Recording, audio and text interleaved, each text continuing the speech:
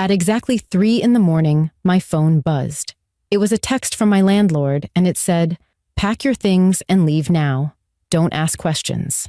Half asleep, I stared at the screen, thinking it had to be a mistake. When I asked what was going on, he replied, "You'll thank me by morning." I thought he'd lost his mind, but a few hours later, when the sun came up, I realized he might have just saved my life. Hey everyone, my name is Ava, and this is the story of the strangest night of my life, the night my landlord told me to run, and I didn't understand why until it was almost too late. Make sure to subscribe to my channel for more real and mysterious stories like this one, and comment where you're watching from. Let's get into it. It had been just over 3 months since I moved into that apartment. I was 26, working remotely as a graphic designer, finally living on my own for the first time. The building wasn't fancy. It was an old 3-story complex on the edge of town, but it was quiet and affordable. And for me, that was perfect. My landlord, Mr. Grant, lived across the courtyard in another unit. He was the kind of man who seemed intimidating at first glance. Stern face, salt and pepper hair, always dressed neatly, but he was fair and reliable. He fixed things fast and didn't bother me unless it was important. I figured I'd lucked out. That night had started like any other.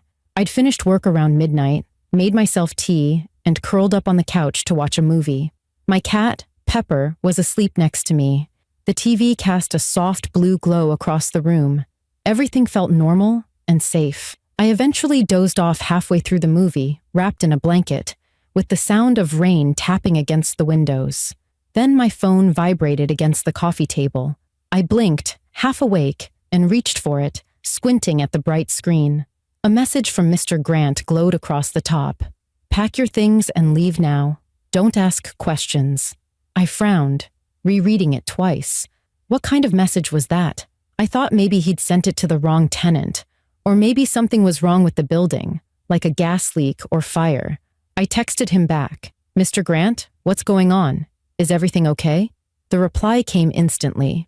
"I'm serious, Ava. Leave now. You'll thank me by morning." That second text sent a chill down my spine. I sat up, heart pounding a little faster. Pepper stirred on the couch, sensing my sudden tension. I checked the clock. 3:02 a.m. The rain had stopped, and the building was silent. My first instinct was to think it was some weird misunderstanding. Mr. Grant was older. Maybe he was confused or sleep texting, but there was something about the tone of his message that didn't feel random. It felt urgent. I got up and looked around my apartment. Everything looked perfectly fine. No smoke, no smell, no sound. I checked the stove, the outlets, even the hallway through the peephole. Nothing. The building was dark and still. I unlocked my phone again and called him. No answer. Straight to voicemail. I called again. Same thing. Then I texted, "I'm not leaving in the middle of the night unless you tell me why." No reply. That's when Pepper jumped off the couch, tail puffed, and started hissing toward the living room window. My stomach dropped. I turned slowly. The blinds were down, but through the narrow gap between them, I could see the faint reflection of the streetlight and what looked like movement outside, a quick shadow crossing the courtyard. I froze, trying to convince myself it was nothing. Maybe a raccoon, maybe the neighbor getting home late. But then Pepper bolted down the hallway and hid under the bed. Something wasn't right. I grabbed my phone again and texted my sister, Nina. She was a light sleeper. Within seconds, she called me. "Why are you awake at 3 in the morning?" she mumbled. I explained everything, the texts, the silence, and now the movement outside. She instantly woke up. "Ava, that's not normal. You should leave, right now. Don't wait." "I don't even know where I'd go," I said, pacing across the living room. "And I'm not leaving all my stuff behind because of a weird text. I'm sure there's a logical reason." "Ava," she said firmly, "please listen to me. If your landlord told you to leave, he had a reason." I sighed, rubbing my temples. "Maybe, but I don't want to overreact. I'll check the building in the morning." She groaned in frustration. "Just keep your phone on loud and lock your doors, okay?" "Always do," I said. After the call ended, I walked over to the window again, lifted one blind slightly, and peeked outside. The courtyard was empty. The streetlight flickered faintly, shining over wet pavement. Nothing moved. I took a deep breath and decided to go back to sleep. But just as I turned off the lamp, another message buzzed on my phone. This time, it wasn't from Mr. Grant. It was from an unknown number. The message read, "Don't look outside again." My throat went dry, and my whole body went cold. I stared at the phone screen, heart hammering, realizing I might not be as alone as I thought. And that was the moment I knew something terrible was about to happen. I stood frozen in the middle of my living room, staring at that message. My phone's blue light made my hands shake. "Don't look outside again." The words didn't make sense, but they filled me with the kind of fear that hits your chest and spreads fast. Someone knew what I had just done. Someone had seen me. My mind scrambled for explanations. Maybe it was a prank. Someone from the building saw me peek through the blinds and decided to mess with me. Maybe Mr. Grant was behind it, and this was some weird way to scare tenants into following his rules. But the way the message appeared seconds after I looked out the window didn't feel random. It felt targeted. I locked my front door again, then checked the deadbolt twice. Pepper was still hiding under the bed, refusing to come out. I turned on every light in the apartment, even the small one over the stove, just to feel like I wasn't trapped in the dark. The hum of the refrigerator and the faint ticking of the wall clock were the only sounds breaking the silence. I texted my sister again. Got another message. This one said, "Don't look outside again." She called immediately. "What? From who?" she asked, her voice tense. "I don't know," I whispered. "It wasn't from Mr. Grant's number. It's a different one. Call 911, she said firmly. I hesitated. I don't even know what to tell them. There's no proof of anything, just texts. What if it's nothing? "Ava, please," she said. "Someone texted you at 3 a.m. telling you not to look out your window. That's not nothing." Her words sank in, but before I could reply, I heard it. A sound from the hallway outside my door. A slow, dragging noise. It stopped, then started again, like someone was pushing something heavy across the floor. My breath caught in my throat. I lowered my voice. "Nina, there's someone outside my apartment. Get somewhere safe," she whispered quickly. "Lock yourself in the bathroom. I'm calling the police right now." I moved quietly toward the hallway, my bare feet silent against the wood floor. The noise outside grew softer, but then a new sound followed, a quiet thump against my door. I froze. It wasn't a knock. It was more like someone pressing their hand against it. Then came a whisper, a man's voice, low and drawn out. "Ava, open up." Every muscle in my body locked. The voice didn't sound like Mr. Grant. It didn't sound like anyone I knew. It was too calm, too steady. I didn't answer. I didn't move. The voice came again. "I know you're awake." The words slithered under my skin. I backed away from the door, clutching my phone like it could protect me. My heart was pounding so hard that I could hear it in my ears. Then my phone buzzed again.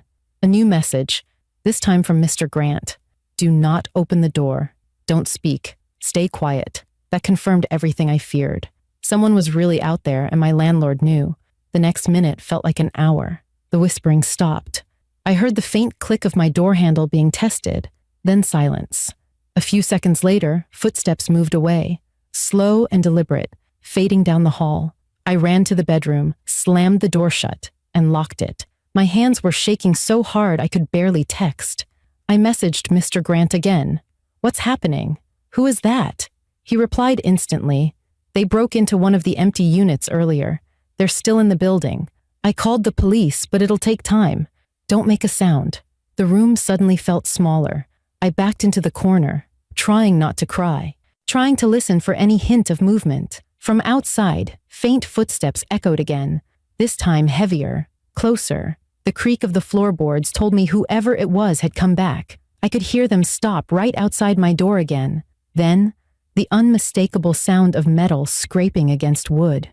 They were trying to pry the lock. I grabbed my phone and texted my sister again. "He's trying to get in," she replied immediately. "The police are on their way. Just stay hidden. Don't move." My chest tightened. Every second felt endless. The scraping stopped, and then, for a full minute, everything went silent. I could hear only my own breath. Then came the softest knock, just once. followed by the sound of someone laughing quietly, a low, unsettling chuckle that sent a chill through my entire body. I pressed my hand over my mouth to keep from making a sound. Pepper hissed from under the bed. And then, suddenly, there was another text from Mr. Grant. "They're leaving. Stay put until morning." I wanted to believe him, but I didn't dare unlock the door.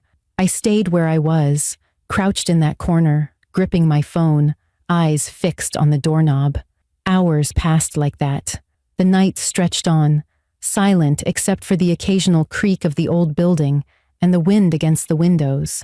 At some point, exhaustion took over. My eyes grew heavy, my body tense but drained. I must have dozed off sitting upright, because when I woke up, faint sunlight was coming through the blinds. It was 6:10 a.m. I slowly stood, heart still racing from the memory of the night before. My phone was dead, so I plugged it in, waiting for the screen to light up. As soon as it did, I saw one last unread message from Mr. Grant, sent around 5:40 a.m. It said, "Don't open your door until I get there." And right after reading that, I heard it. A single, deliberate knock, the same one from last night. But this time, it came after sunrise. The knock at the door came again, louder this time. Sunlight filled the cracks between the blinds, but that didn't make it feel any safer. My heart was pounding, and my first thought was that the person from last night had come back. The memory of that whisper, that calm, sickening voice calling my name, came rushing back all at once. I stayed perfectly still, hoping whoever it was would just leave. Then I heard another sound, footsteps in the hallway, heavy and purposeful. Whoever was out there wasn't trying to be quiet anymore. I leaned closer to the door, listening carefully, and that's when I heard my landlord's voice call out, "Ava, it's me. It's Mr. Grant. Don't open yet. I just want you to answer me." I hesitated. It sounded like him, but I didn't trust my own ears after the night I'd had. My voice cracked as I asked, "How do I know it's really you?" There was a short pause. Then he said, "Your rent check bounced last month because you wrote the wrong date. Remember? I came by to tell. You it cleared later that day. Only you and I know that." It was true. My heart eased slightly, but my hands were still shaking as I unlocked the door. I opened it just enough to see him standing there, the same man I'd rented from for months, still in his flannel shirt and dark jeans, looking more exhausted than I'd ever seen him. The hallway behind him was empty. He held a flashlight in one hand and a crowbar in the other. I blinked, confused. "What's going on?" I asked. He didn't waste a second. "You need to get out of here right now. Grab your things. The police are already on their way." "What happened?" I asked, my voice trembling. "Was someone really in the building last night?" He nodded. "Two men. They broke into one of the vacant units on the first floor, and when I went to check the noise, they ran upstairs. I didn't want to shout and alert them that I'd seen them, so I texted you instead. I thought you'd listen and leave right away." His voice cracked slightly as he said it, the guilt clear in his tone. I stared at him in disbelief, trying to process it all. "They were here? In this building?" He nodded again, scanning the hallway as he spoke. "They tried to force open 2 apartment doors last night. I heard one of them mention your name. The words hit me like a punch. My knees felt weak. My name? How would they know my name?" "I don't know," he said, "but we can figure that out later. Right now, you need to leave." I went back into my apartment, shoving my laptop, wallet, and Pepper's carrier into a tote bag. My hands wouldn't stop shaking, and every sound, the zip of my bag, the creak of the floor, made me jump. I could still hear the echo of those whispers in my head. When I came back into the hallway, Mr. Grant motioned for me to stay behind him as we walked down the stairs. The morning air outside was cold and still, the kind of quiet that feels heavier than silence. The parking lot was empty except for his truck and my car. As we reached the front steps, he suddenly stopped and put his arm out to block me. "Wait," he whispered. Across the lot, near the line of trees that bordered the property, 2 figures stood partially hidden in the shadows. They were tall, both wearing hooded jackets, their faces impossible to see from where we stood. One of them lifted his head slightly, and even from a distance, I could feel his gaze lock on us. Back inside, Mr. Grant ordered quietly. We retreated to the lobby, locking the door behind us. He pulled out his phone and called the police again, explaining that the intruders were still on the property. I pressed my back against the wall, my pulse racing. "Why me?" I whispered. "Why were they saying my name?" He shook his head, rubbing a hand over his face. "I think they've been watching the building. One of the maintenance guys I fired last month might have told them which units were occupied. You live alone, and your lights are on late. Maybe they thought you'd be easy." The thought made my stomach turn. Within minutes, sirens grew louder in the distance. The two figures outside bolted into the woods the moment the police cars turned onto the street. Mr. Grant and I ran to the door and pointed toward the trees. Officers sprinted across the lot, flashlights sweeping through the branches, but the men had vanished. When it was finally safe, I sat on the curb with Pepper's carrier in my lap, my hands still trembling. Mr. Grant stood nearby, talking to Officer Riley, explaining everything that had happened through the night. The sounds, the messages, the break-ins. He handed over his phone to show the texts he'd sent me. When the officer came over to talk to me, I could barely speak. He crouched beside me and said gently, "You did the right thing by staying quiet. If you'd opened that door, they probably would have forced their way in. You're lucky your landlord was paying attention." I turned to look at Mr. Grant, who gave a small nod. His expression wasn't proud or relieved, just tired, like someone who'd been carrying a burden all night. I thanked him softly. "I thought you were crazy," I admitted. He gave a small, weary smile. "I've been called worse, but I'd rather you think I'm crazy than see you get hurt." For the first time since the night began, I felt safe, but deep inside, I also knew something had changed. That morning, as the police searched the property, I realized that safety wasn't something I could take for granted anymore. The world outside my window had looked peaceful for months, but it only took one night, one message at 3 a.m., to show me how fragile that peace really was. The police spent most of that morning combing through the property, checking every corner of the lot and the wooded area behind the building. I sat on the back of an ambulance with a blanket around my shoulders, watching the flashing lights reflect off the windows of my apartment. It still didn't feel real. Just hours earlier, I'd been asleep on my couch, and now my home felt like the last place I'd ever want to be again. Mr. Grant stood beside one of the officers, pointing toward the tree line. His clothes were still wrinkled from the night before, and there were dark circles under his eyes. He looked like he hadn't slept in days. I could tell the police were asking the same questions that had been spinning in my mind. Who were those men, and why had they been targeting me? When Officer Riley finally approached me, his tone was calm and measured. "Miss Sinclair, we found footprints behind the building. 2 sets. Looks like they were watching the complex for at least a few nights. We also found some cigarette butts and food wrappers. Whoever they were, they'd been camping out near the trees for a while." I felt my stomach tighten. "They were watching us?" He nodded. "Seems that way. We're checking nearby cameras now, but it's possible they'd been planning this for some time." As he spoke, another officer came over carrying a small evidence bag. Inside was a cheap black phone. "We found this near one of the windows," he said. "Looks like a prepaid phone. We'll check for messages." The moment I saw it, my heart sank. "That's the kind of phone that texted me," I said quietly.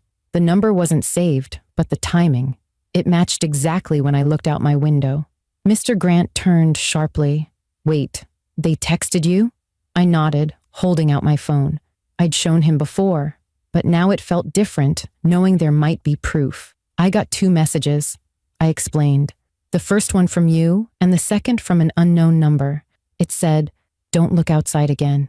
That was right before I saw the shadow." The officer's face hardened. "That means one of them had your number."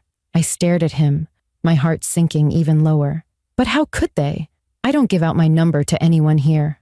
Only the landlord has it." Mr. Grant frowned, thinking hard. "You put it on your rental paperwork. I keep that locked in my office filing cabinet, but..." His voice trailed off. He looked toward the corner of the building where his office window sat cracked open, its lock broken. "They must have broken in last night before I caught them." The realization hit both of us at once. They hadn't just been watching. They'd gone through my personal information. They knew exactly who I was, what apartment I lived in, and even my phone number. The officer turned to another patrolman. Run that phone as soon as possible. I want to know if they contacted anyone else in this building. While they worked, Mr. Grant sat down beside me on the curb. For a moment, neither of us spoke. The air was cold and smelled faintly of pine and damp earth. Then he sighed heavily and said, I got a call last night from one of the tenants on the first floor. They heard noises, thought maybe kids were breaking in. I came to check, and that's when I saw them near the back window. They had flashlights, tools. They were prying open a frame. I didn't want to startle them, so I stepped back and called the police. But before I could finish dialing, one of them saw me and ran. That's when I texted you to leave. I turned toward him. You could have been hurt. He shook his head. I wasn't thinking about that.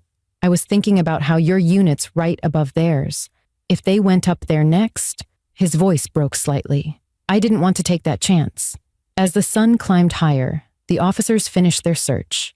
They didn't find the men, but what they did find chilled me even more. In the woods behind the property, under a pile of leaves, they discovered a backpack filled with stolen items, wallets, phones, jewelry, and a small camera with a cracked lens.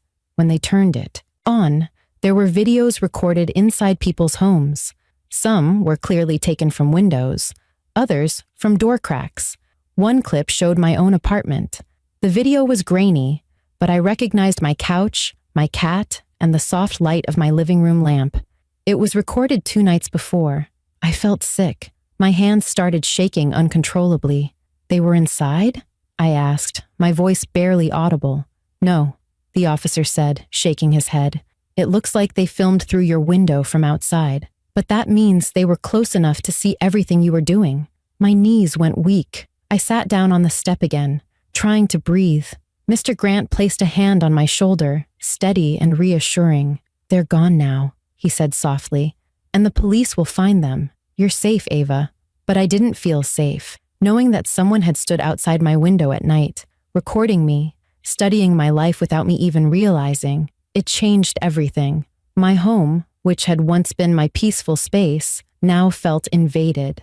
An hour later, Officer Riley returned with the results from the phone. We confirmed it, he said. The number that texted you came from this burner phone we found near the woods. The men must have seen you look out the window and wanted to scare you into staying quiet. It wasn't a warning to help you. It was a threat. The truth made my blood run cold. The same message that had made me freeze in fear was meant to trap me inside, to stop me from escaping or calling for help. Mr. Grant exhaled slowly. Good thing you didn't listen. I nodded, my throat tight. I almost did, I whispered. If you hadn't texted me when you did, I would have just gone back to sleep. He gave a tired smile. Then I guess I was right when I said you'd thank me by morning. It wasn't a joke, but there was something comforting in his tone. The relief of 2 people who had survived a night neither of them could fully explain yet. As the police wrapped up and the sun rose higher, I looked up at my apartment window one last time. From the outside, it looked so normal, just another home on an ordinary street. But now I knew better. Safety can vanish quietly, without warning, and sometimes the only thing that stands between you and disaster is a single message at the right time. And in that moment, I silently thanked my landlord, not just for his warning, but for reminding me that sometimes trust can be the thing that saves you. The next few days passed in a blur. Even after the police left and everything seemed to calm down, I couldn't shake the feeling that I was still being watched. Every creak of the floorboards, every passing car, every faint sound outside my window made me tense up. My apartment didn't feel like home anymore. It felt like a memory of safety that had been torn apart. I stayed with my sister Nina for a few nights after that morning. She drove over as soon as she heard what happened, her face pale with shock as she hugged me tight. You're lucky, she said quietly. I don't even want to think about what could have happened. I didn't answer because I'd already thought about it more than I wanted to. At her place, I barely slept. My phone would light up with every notification, and each time, my heart would jump. I'd turn it over, half expecting to see another strange message. But there were none. Just normal life moving on, while mine still felt stuck in that terrifying night. On the third day, I went back to my apartment to get the rest of my things. The front door had a new lock, and there was police tape across the courtyard. Mr. Grant was standing near the stairs, talking with one of the officers. When he saw me, he gave a small, tired smile. "You holding up okay?"